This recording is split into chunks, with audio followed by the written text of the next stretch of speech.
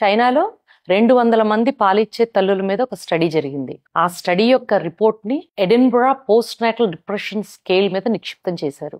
ఆ study reports ఏం చెప్తున్నాయంటే, fathers కనుక పాలిచ్చే తల్లులకి సపోర్ట్ చేస్తే వాళ్ళలో post delivery depression, post delivery anxiety తగ్గటమే కాకుండా వాళ్ళు ఎక్కువ హ్యాపీగా ఉన్నట్టు, వాళ్ళ మెంటల్ హెల్త్ మెరుగుపడ్డట్టు సర్వే ఫైండింగ్స్ తెలియజేస్తున్నాయి. మరి ఏం చేయొచ్చు fathers?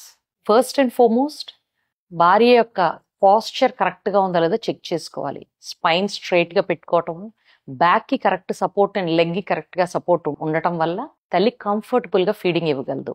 Second, 90% breast milk water. So తల్లి అడిక్వేట్గా సరిపడా వాటర్ ఫ్లూయిడ్స్ తీసుకోవటం అవసరం.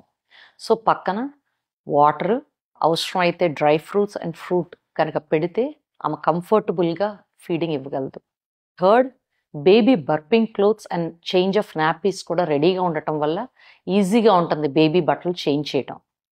Fourth and finally, just being there.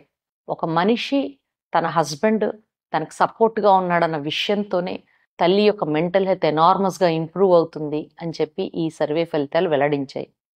Thank you.